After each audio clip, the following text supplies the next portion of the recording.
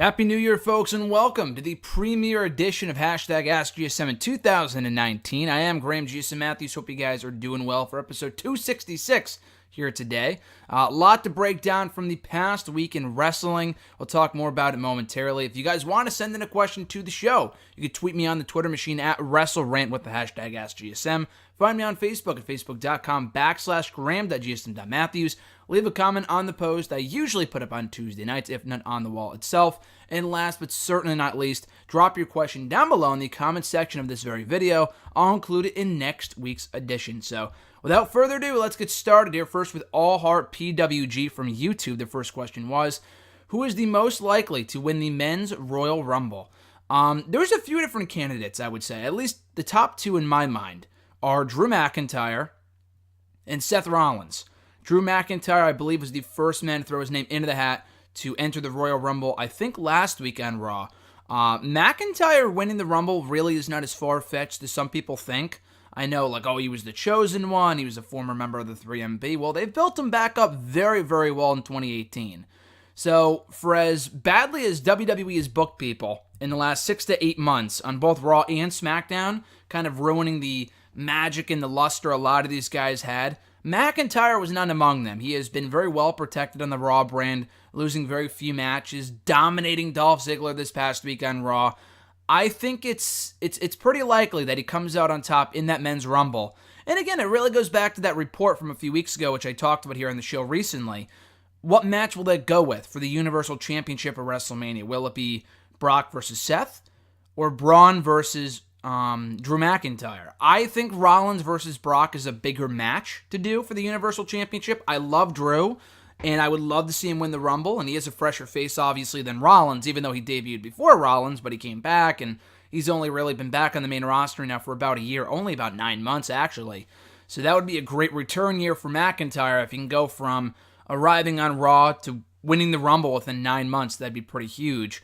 Rollins winning the Rumble is probably my second choice. I would be just as happy with Rollins winning the Rumble as I would be with McIntyre. Because again, it's a story that makes sense. Not only would he be fighting for the honor of Roman Reigns and the fact that Roman had to go down with leukemia and he had to vacate the Universal Championship and he would win it in his honor. Not only that, but Rollins and Brock still have unfinished business from years ago. Rollins has really largely not been involved in the Universal Championship picture for 2 or 3 years. That's a long-ass time for someone that really single-handedly carried Raw in 2018. He also has his own issues with Brock and storyline, and he wants to work his way back up the ladder. He's pretty much done with the Intercontinental Championship, I should say. So Rollins winning is just about as logical and likely as McIntyre winning.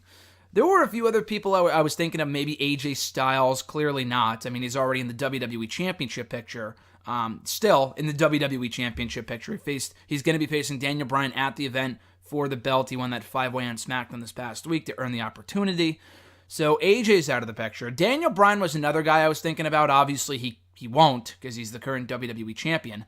The Miz is kind of a dark horse, I would say, if they go on to do Miz and Bryan with the face and heel roles reversed. I still think that would be a cool idea. I doubt they would do it right now. They're busy with the whole Miz and Shane McMahon thing, but it's an idea nonetheless. So I would put Miz on that list. If I really thought about it, I'm sure there's more people, but I would say McIntyre and Rollins are the top 2 choices to win the Rumble this year.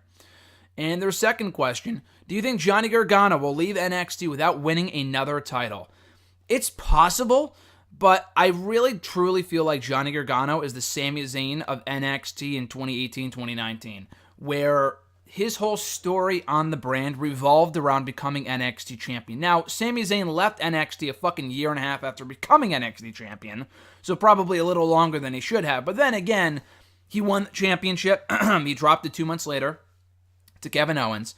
And then he was likely going to be main roster bound if it wasn't for his injury in May of 2015.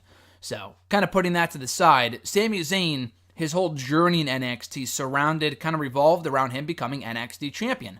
And when he finally did that, it looked like he was main roster bound. Johnny Gargano, I feel like, cannot go to Raw or SmackDown. Despite how badly Vince McMahon may want him, which I'm not sure how badly he really wants Johnny Gargano. The guy's amazing in the ring, but he doesn't really have the size that Vince looks for and the over-the-top personality. I think he makes up for that with his storytelling in the ring and his, exceptional skills between the ropes and all that other stuff and all that jazz. But nonetheless, I feel Johnny Gargano cannot go to Raw or SmackDown until he wins the NXT Championship and finally beats Tommaso Ciampa. Now, I know he beat Ciampa back in New Orleans, but he's got to beat Ciampa for the title too. And people may not want to hear that because we've already seen 3 championship matches between Gargano and Ciampa in 2018, or 3 big matches on takeovers. Because Gargano won the first one, Ciampa won the latter 2. I feel like his story will not be complete until he beats Ciampa for that championship. So, it probably a takeover Brooklyn 5.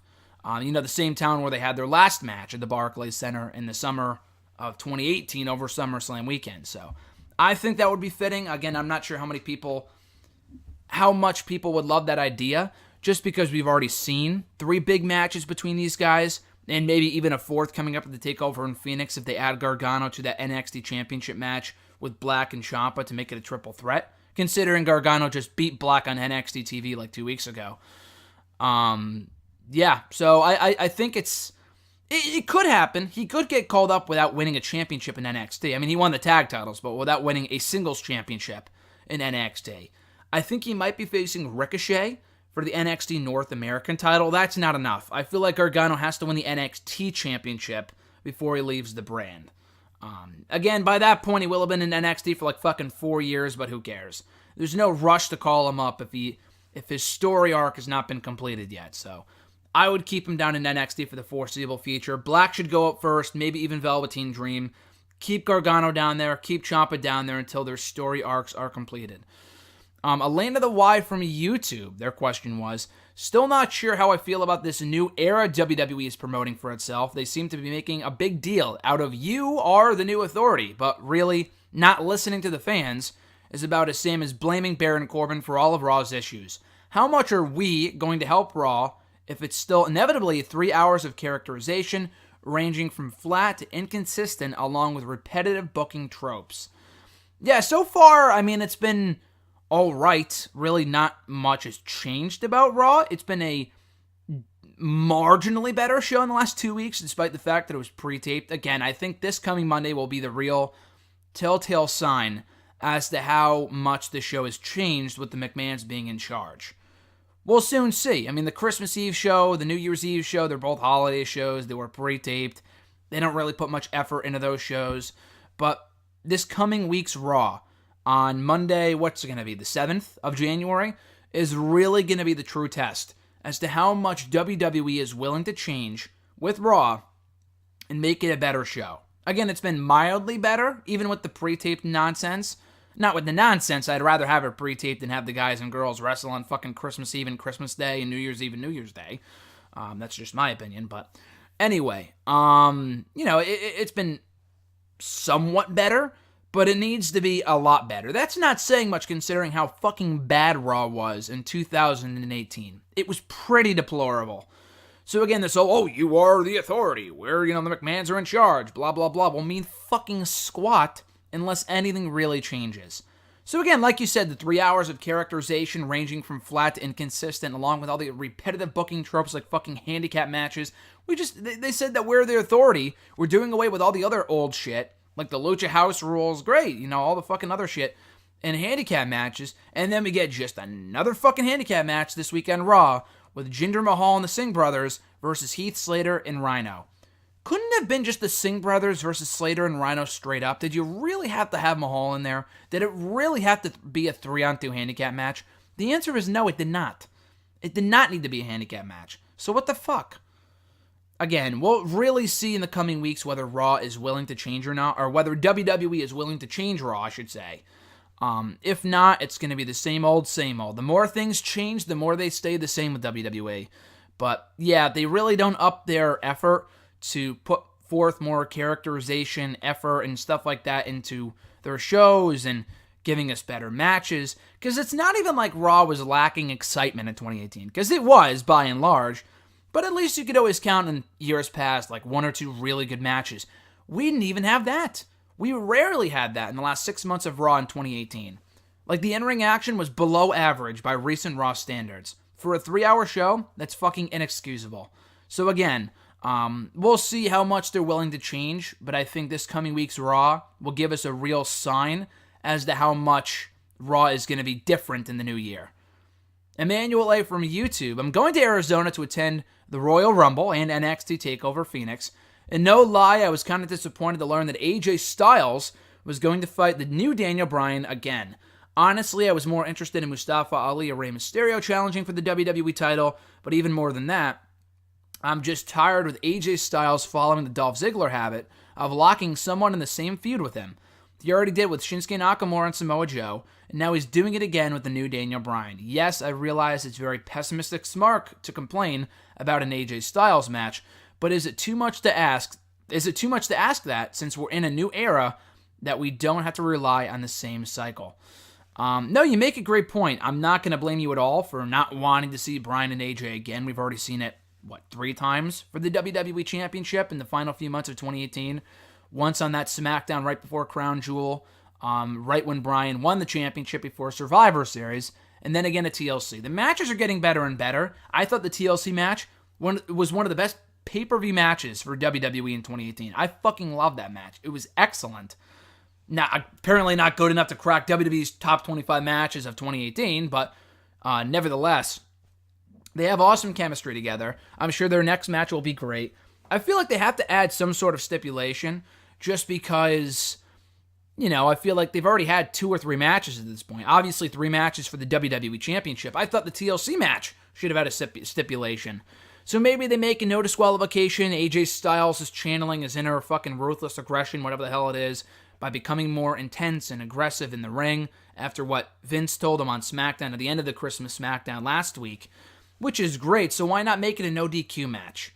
It's like that whole Roman Reigns, Kevin Owens shit from a few years ago. I don't think they made that match no disqualification until the night of, if my memory serves me correctly, but that was an awesome match. We saw Roman Reigns and Kevin Owens like fucking 6 times on television leading up to the Rumble. And again, I know their mindset.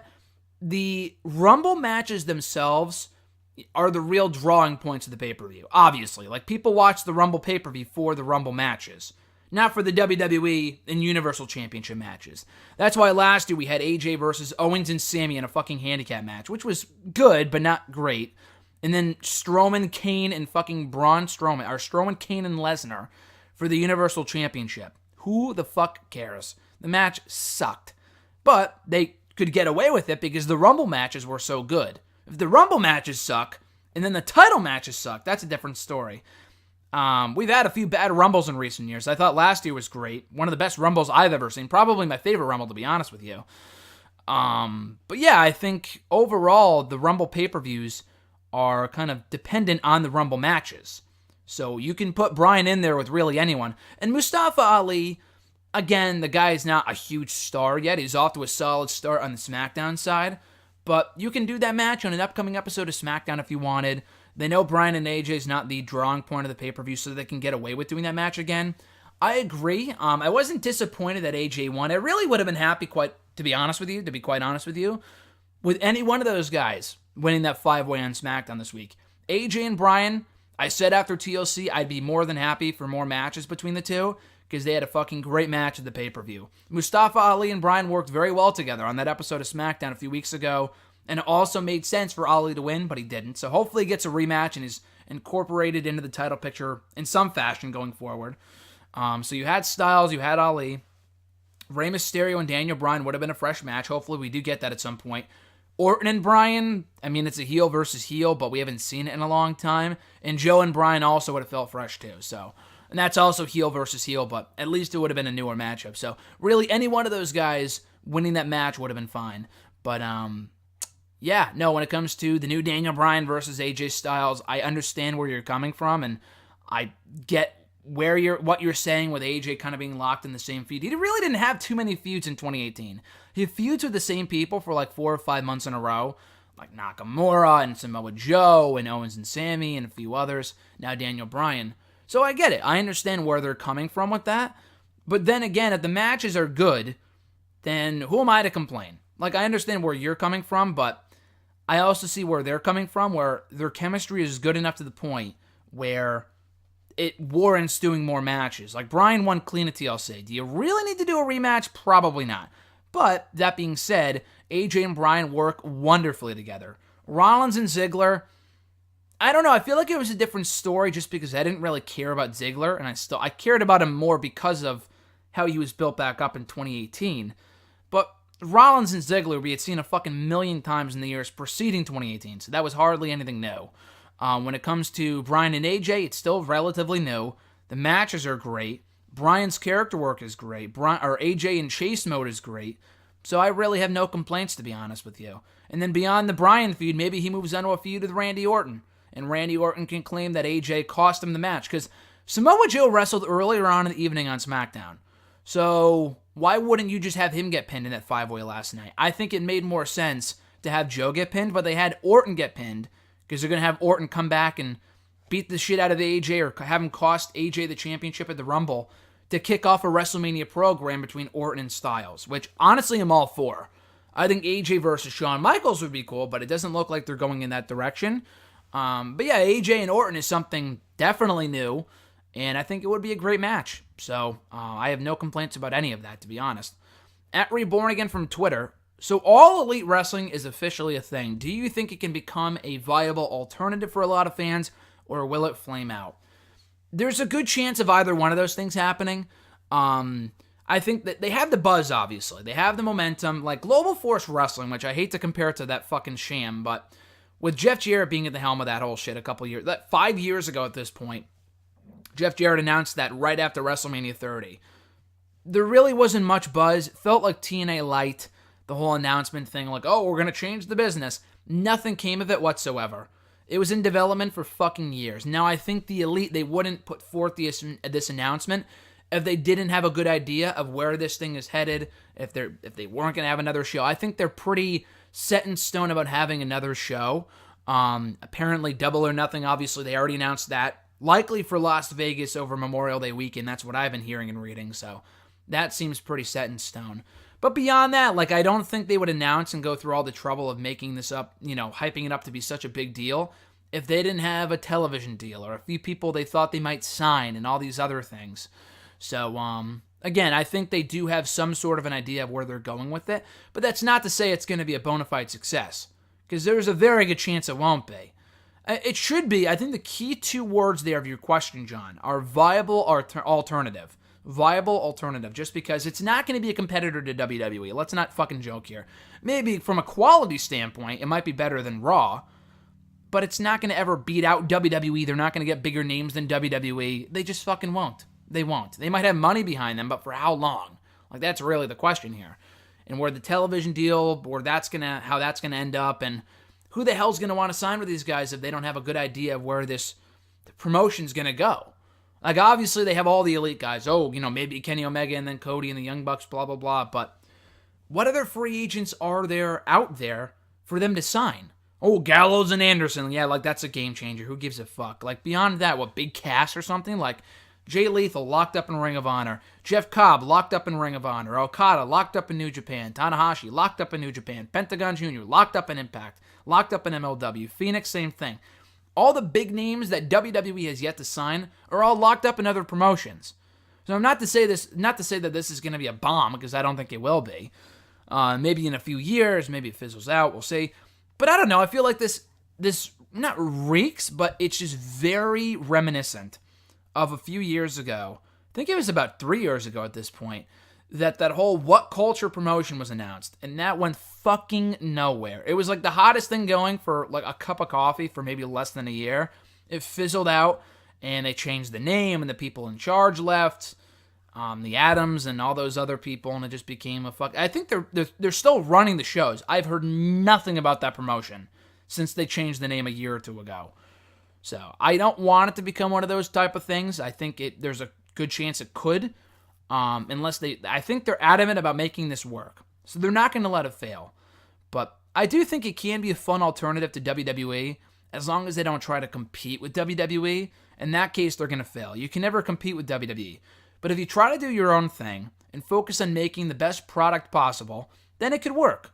We'll see. We really don't know any of the details beyond the name of the promotion and the fact they're doing another All-In show.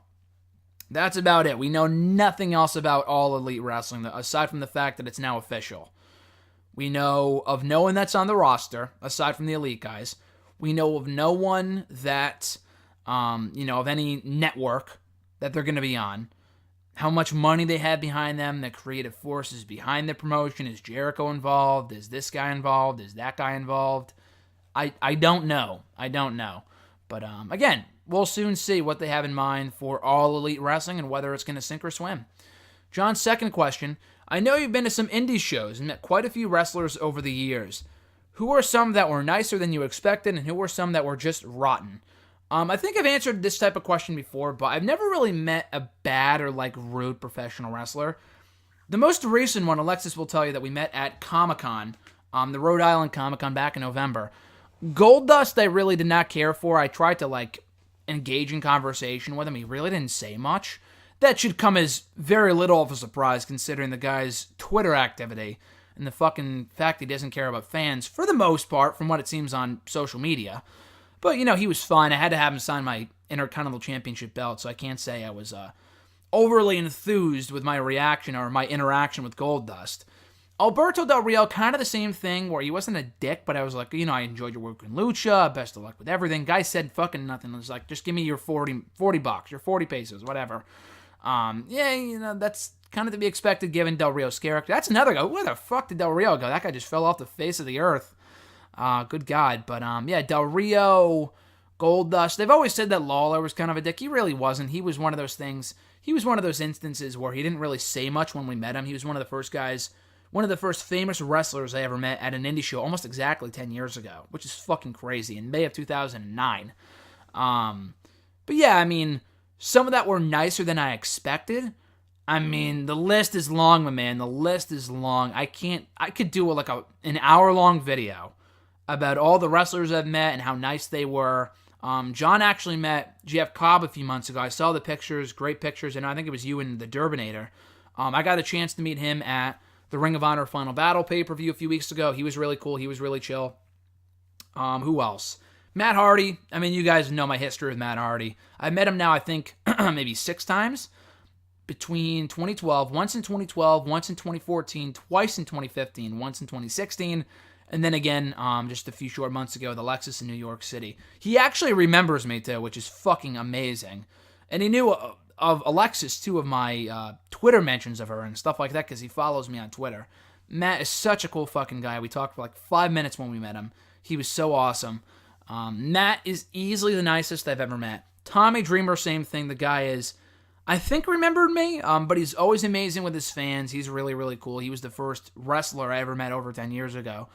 So Tommy Dreamer, Matt Hardy lead the list. AJ Styles was really cool when I met him. People exceeded expectations. Jake the Snake was kind of weird, but he was fine. Teddy Long was fine. There's a lot of people I can kind of go off about, but Keith Lee was fucking awesome. I didn't really know who he was at the time, but he gave me a picture for free. And when I met him 2 years ago, about a year and a half ago, he was really awesome. Matt Riddle. I think maybe Matt Riddle might fall in that category. I didn't think he was a dick, but I didn't really know what to expect. He was really, really nice. I got to meet him in March of 2018, a few months before he signed with WWE. I talked about how I watched him win the Progress Championship at my first and only Progress show in the summer of 2017. I think he held my Intercontinental Championship belt when we took the picture. It was really cool. Matt Riddle was awesome. Pentagon Jr. was really cool when I got to meet. Obviously didn't speak any English, but he seemed really cool. There's a lot of people that I got the chance to meet that I thought were awesome. Kevin Owens was really, really cool when I got to meet him a few years ago. Chris Jericho was fucking awesome. Again, I wasn't expecting for him to be a dick, but he didn't have to listen to me talk and kind of ramble on about how much I admired him and how much he inspired me. But he did, and he was really, really cool. So Chris Jericho definitely falls in that category too. But yeah, there's too many to count, to be honest with you. Too many to count. X-Pac we actually talked to for 5 minutes, Alexis and I, back at Rhode Island Comic-Con a few months ago as well. He let us hold his dog, and I was like, holy shit. Kevin Nash was actually leaving, and I asked him for a picture. And he's like, the last one's on the house. And I didn't have to pay, which was I was like, holy shit, that was awesome. And Undisputed Era was really cool. Adam Cole is one of the nicest wrestlers you'll ever meet. If you've seen any videos of him, you probably could expect that, but I've met him twice now. He's been awesome every time. Roderick Strong too, but yeah, I mean, there's a lot of amazing. I think every wrestler I've met, I really walk into every meet and greet with no expectations, and they always blow those expectations out of the water every single time. Even if they're high, they always blow them out of the water because they're always super nice. Pro wrestlers will be among the nicest people you will ever have the chance to interact with in person, to be honest. At least from my experience over the last 10 years. Cody Rhodes is another really, really nice guy. He's remembered me every time I've met him. He's fucking awesome. Corey Graves was cool. Ryback was cool. So again, there's a lot of people I've had the chance to meet that have been amazing every single time I've met them. John's second question, or third question rather, not wrestling related, but have you seen Bird Box on Netflix yet? I did and didn't care for it one bit, and I was curious about your thoughts. Dude, everyone's been asking me about Bird Box. I've heard about Bird Box like fucking 5 times in the last week or so. My brother brought it up to me. Alexis brought it up to me. You're asking me about it. Someone at work brought it up to me, and I know someone else was talking about it too. I actually almost put it on by accident for my younger sister when I was trying to find like Netflix kid shows for her a couple days ago. Almost put on Bird Box by accident. No, I have not watched Bird Box yet. Alexis really wants to watch it. Maybe I'll watch it with her. We'll see. I mean, I'm not a real big fan of like the horror movies. If it's a good thriller, I know John, I think. John must have seen these movies, but like Unbreakable I really liked. Split I thought was really good. I actually saw that twice in theaters. I liked it so much. Those aren't really horror movies though. They're more like thriller. You know, I don't really like the horror movies. That's not my cup of tea, to be honest. Unless it's like It or something like that. I loved It. But yeah, Bird Box, we watched the trailer, Alexis and I, on Netflix last night. I mean, maybe. It seems like a cool concept, but I don't know. Probably not. Especially, John, you have a great taste for films. I'm going to say no. If you're saying that you didn't care for it, then I'm going to say no to watching it. I did watch Bandersnatch, though, the new Black Mirror film. Now, I've not seen every episode of Black Mirror. I've only watched a handful with Alexis because she loves the show and has seen every episode like 20 times. I did watch Bandersnatch with her. I thought it was a very cool concept with the whole interactive aspect of it. And it was actually really, really cool. I liked the movie overall. The ending was a bit weird.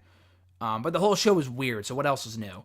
But I thought Bandersnatch, if anything, between Bandersnatch and Bird Box, watch Bandersnatch. I thought Bandersnatch was fucking awesome.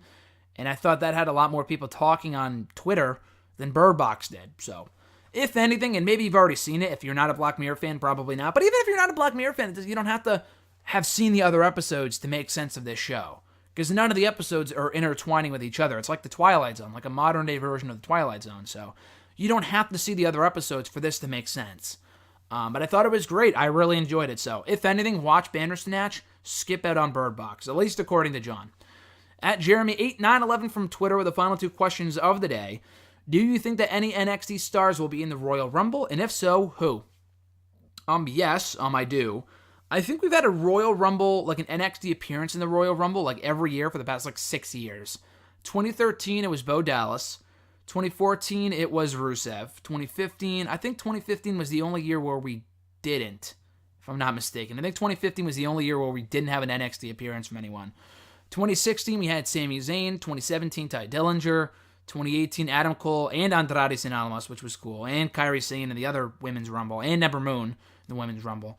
For this year, I think they will continue that trend.